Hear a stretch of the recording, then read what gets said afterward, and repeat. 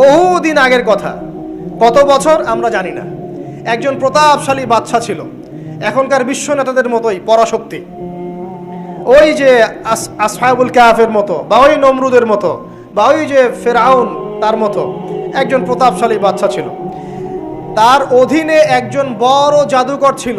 কি ছিল? আচ্ছা, মজা আছে, ভালো করে বোঝেন। একটা বড় জাদুকর ছিল। এখনো কিন্তু বহু কান্ট্রি এই জাদুবিদ্যার চর্চা করে, আপনারা জানেন না। ভিতরে ভিতরে জাদুবিদ্যার চর্চা এখনো চলছে। আর এই জাদু সত্য, জাদু সত্য, চোখের বদনজরও সত্য। সায়েন্স বিশ্বাস করুক না করুক, এগুলো সত্য। কারণ কোরআন বলেছে সত্য, ব্যাস সত্য। জিন সত্য নাকি মিথ্যা? ফেরেশতা সত্য না মিথ্যা? কবরের আযাব সত্য না মিথ্যা? এগুলো তো চোখে দেখা যায় না, বিশ্বাস করলেন কিভাবে? এই চোখে দেখা যায় না বিশ্বাস করেছেন বলেই তো আপনি মৌলবাদী। চোখে দেখা যায় না, অহেতুক বিশ্বাস করছেন, অতএব আপনি একজন মৌলবাদী মানুষ। বুঝতে পারছেন তো? এই বিষয়গুলো বিশ্বাস না করলে কি আপনি মুমিন হতে পারবেন? আচ্ছা, কবরের আযাব সত্য না মিথ্যা আমরা বিশ্বাস করেছি, তোমরা মরার পরে বিশ্বাস করো। আমরা মরার আগেই বিশ্বাস করেছি, তোমরা মরার পরে বিশ্বাস করো। তারপর তোমরা পাক্কা মৌলবাদী হয়ে যাবে। যখন মরার পরে যখন কঠিন কবরের আযাব শুরু হবে, দেখবা যে আইনাল ইয়াকিন। ইয়াকিন কয়েক প্রকার হয়। একটা হচ্ছে আপনার আইনাল ইয়াকিন, হাক্কুল ইয়াকিন, এরকম কথা আছে কোরআনে। মানে আইনাল ইয়াকিন মানে যে চোখে দেখলাম এবার বিশ্বাস করলাম। রব্বানা আবসারনা ওয়া সামি'না ফারজি'না না'মাল সালিহান ইন্না মুকিনুন। আছে না সূরা আলিফ লাম মিম সিজদা? হাফেজে কোরআন যারা আছেন, আল্লাহর সামনে জাহান্নামীরা বলবে, রব্বানা, হে আমাদের রব, আবসারনা, এই যে দেখলাম, তোমার আযাব দেখেছি আমরা, এখন পরকালের কথা। ওয়া সামি'না, এই যে শুনতে পাচ্ছি এখন আযাব, ফারজি'না, আমাদেরকে ফিরিয়ে দিন। কোথায় ফিরিয়ে দিবে? দুনিয়ায়। না'মাল সালিহান, আমরা সৎ কাজ করব। ইন্না মুকিনুন, আমাদের ইয়াকিন হয়ে গেছে এখন। তার মানে সবাই বিশ্বাস করবে একদিন না একদিন, তাই তো? এই ঈসা ইবনে মারইয়ামকে যে মানুষ বলছে ক্রুসিফাইড, তাকে ক্রুসিফাইড করা হয়েছে, তিনি মারা গেছেন, নাউজুবিল্লাহ, বলা হচ্ছে না? আচ্ছা, ঈসা ইবনে মারইয়াম যখন নেমে আসবেন সবাই বিশ্বাস করবে না? সূরা মাইদায় এই জন্যই বলা হচ্ছে যে ঈসা ইবনে মারইয়ামকে যখন পাঠানো হবে, একজন আহলে কিতাব বাকি থাকবে না যে তার প্রতি ঈমান নিয়ে আনবে না।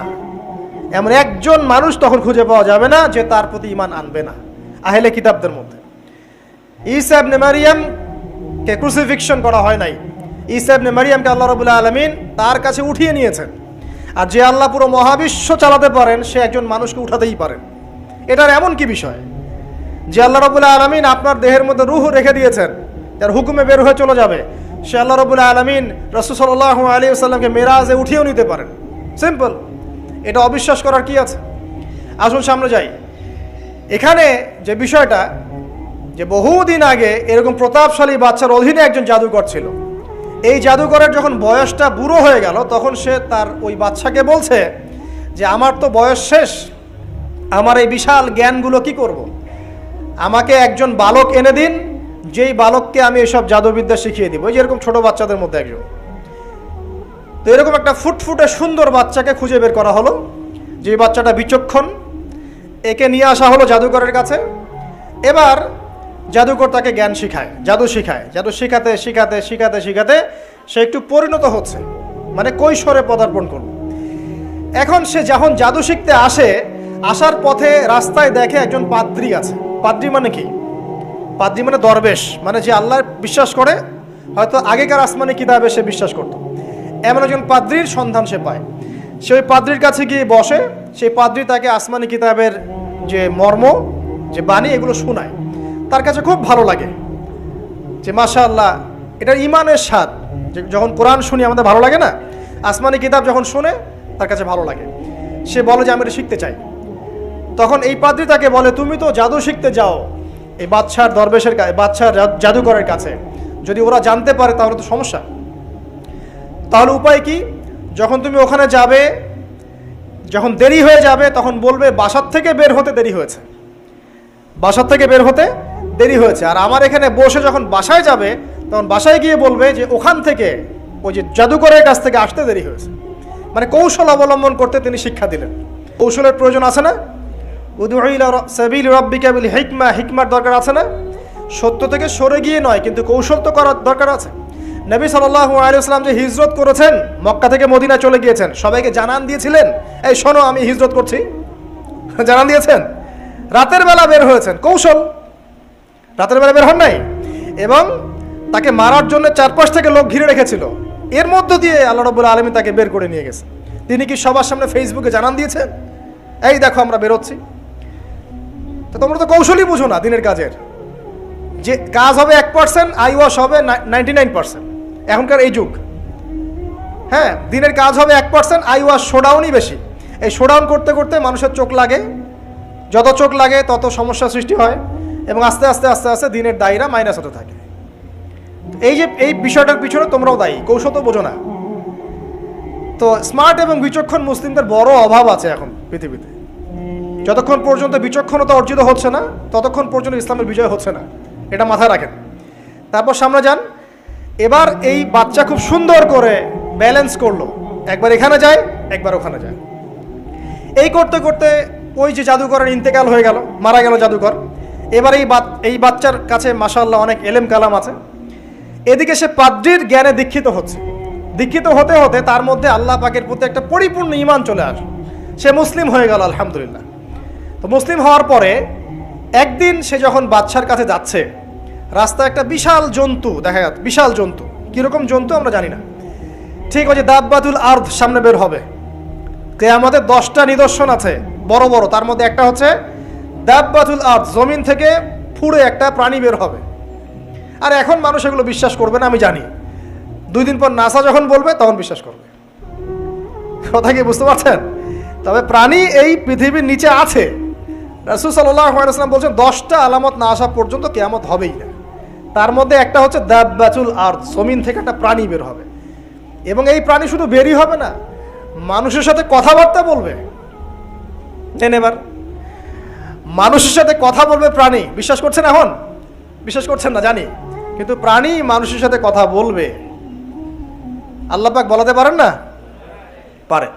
আচ্ছা সামনে যান। ওই প্রাণী যখন দাঁড়িয়ে আছে রাস্তায়, এখন এই বালক বলছে আজকে আমি প্রমাণ করে নিব যে আল্লাহর আনুগত্যশীল ওই পাদ্রী সঠিক নাকি ওই জাদুকর সঠিক।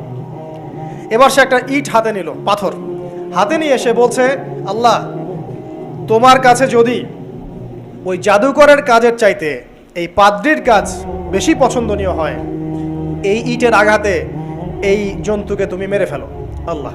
এ বলেছে বিসমিল্লাহ বলে পাথর নিক্ষেপ করলো। নিক্ষেপ করার সাথে সাথেই জন্তু ডেড। তখন তার আইন আল ইয়াকিন, হাক্কুল ইয়াকিন হয়ে গেল যে হ্যাঁ, আল্লাহর কাছে এই পাদ্রীর আমলই সবচেয়ে বেশি পছন্দনীয়। তার আর মনে কোনো সংশয় থাকলো না। কিশোর মানুষ না, কতটুকুই বা বোঝেন নাই? এবার তার মধ্যে একটা ইয়াকিন চলে আসলো এবং সে পরিপূর্ণ মুমিন মুসলিম হয়ে গেল। এবার যখন সে রাজ দরবারে যায়, তার কাছে পেশেন্ট আসে, মানে একজন মানুষ এসেছে, সে বলছে যে আমার চোখের সমস্যা। সে চোখে হাত দেয়, হাত দিয়ে বলে যে আপনি আল্লাহর প্রতি ঈমান নিয়ে আসেন, আমি আল্লাহর কাছে দোয়া করব, চোখ ভালো হয়ে যাবে। এভাবে পেশেন্ট আসে, সে বলে আল্লাহর প্রতি ঈমান নিয়ে আসেন, আমি দোয়া করব, ভালো হয়ে যাবে।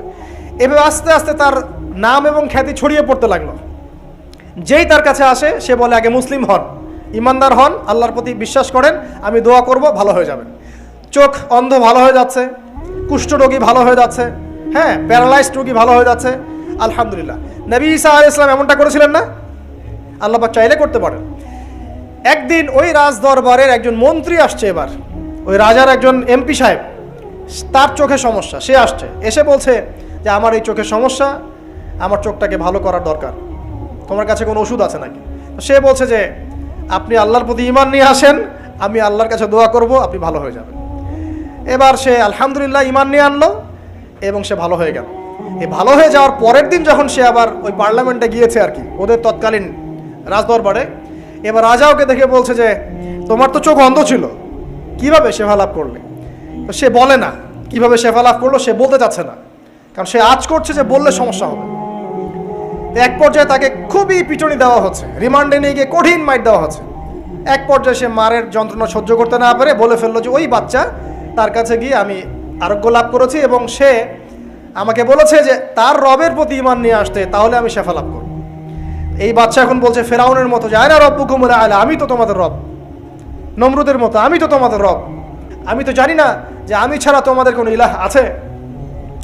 এবার এই লোকটাকে হত্যা করা হলো, এই এমপি সাহেবকে হত্যা করা হলো, বিকজ সে ঈমান নিয়ে আসে।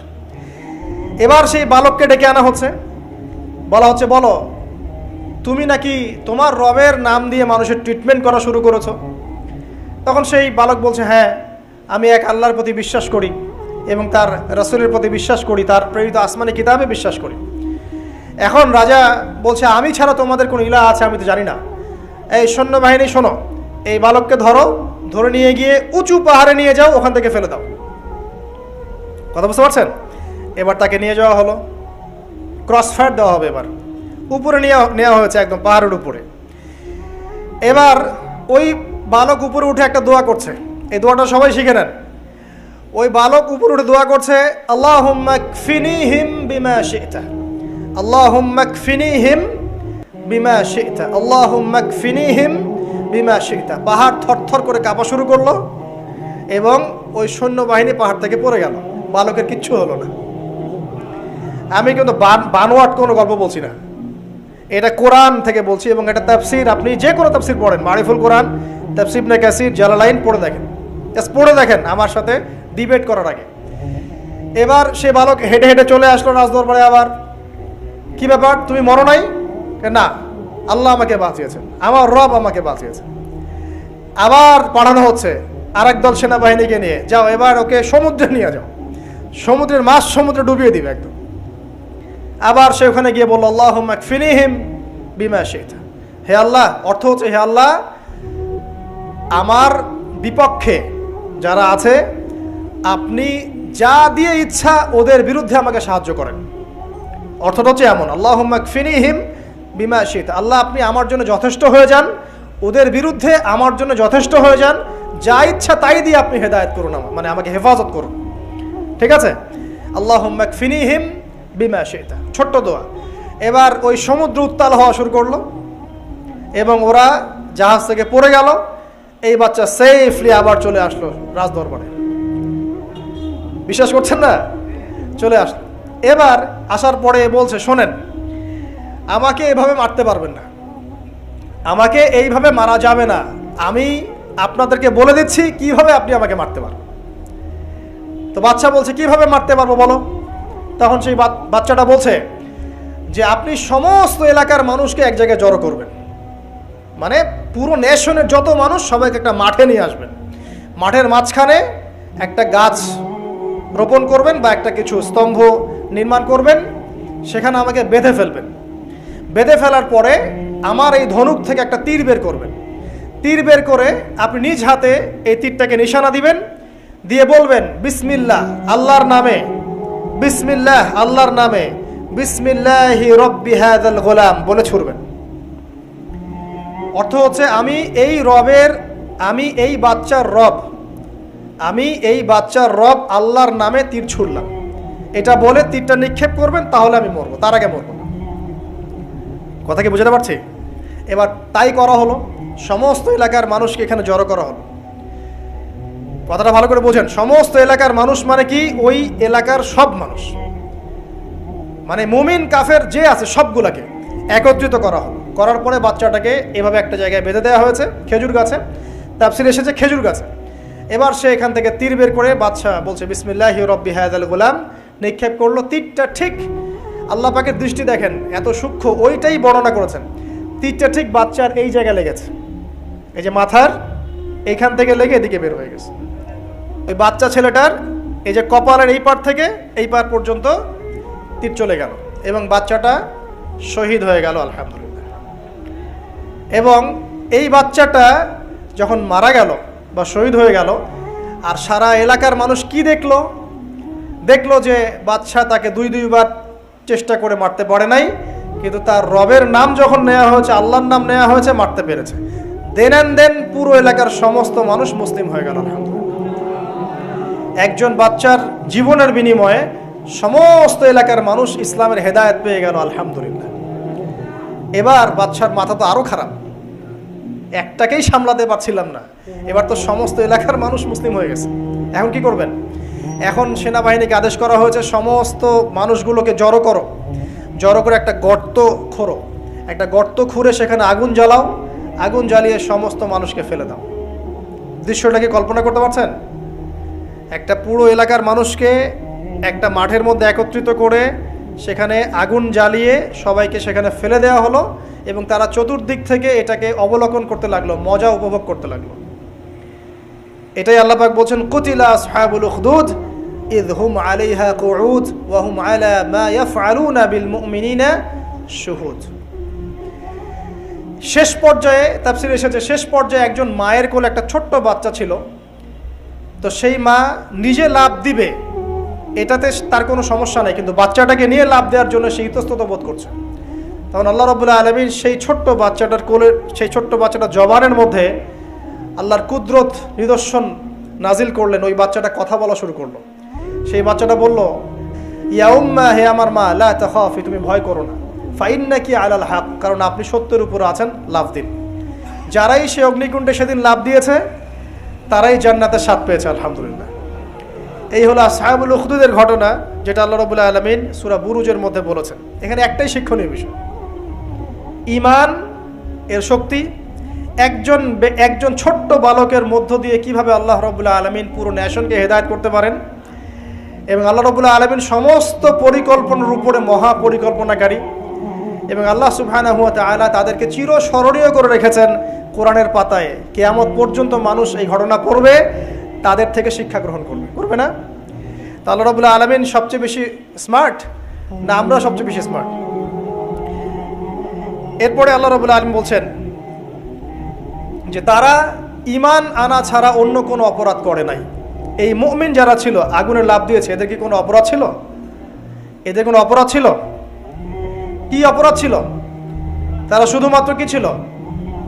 মুমিন ছিল। ঈমান আনার ফলে তাদের এই পরিণতি হয়েছে। তাদেরকে অগ্নিকুণ্ডে লাফ দিতে তারা বাধ্য হয়েছে। যারা দিয়েছে তারা কি জান্নাতি না জাহান্নামী? জান্নাতি। ওই যে বালক যে একা দৃষ্টান্ত স্থাপন করে গেল এবং পুরো নেশনকে হেদায়েত দিয়ে গেল, এই বালক সফল না ব্যর্থ? আল্লাহ রাব্বুল আলামিন যদি চান তাহলে এরকম একজন দুইজন মানুষকে দিয়েও পুরো নেশনকে হেদায়েত করাতে পারেন। এবং যেটা হয়ে গেছে আগে সেটা এই যুগেও সম্ভব না? শুধু সম্ভবই না, বরং আপনাদের চোখের সামনে এটা হয়েছেও, কিন্তু আপনারা সেটা বুঝতে পারেন নাই। আপনাদের চোখের সামনে যুগের পর যুগ এমন ঘটনা ঘটেছেও, কিন্তু আপনারা হয়তো বুঝতে পারেন নাই, ধরতে পারেন নাই। আল্লাহ রাব্বুল আলামিন এমন মানুষদেরকে দিয়ে পুরো নেশনকে হেদায়েত করেন।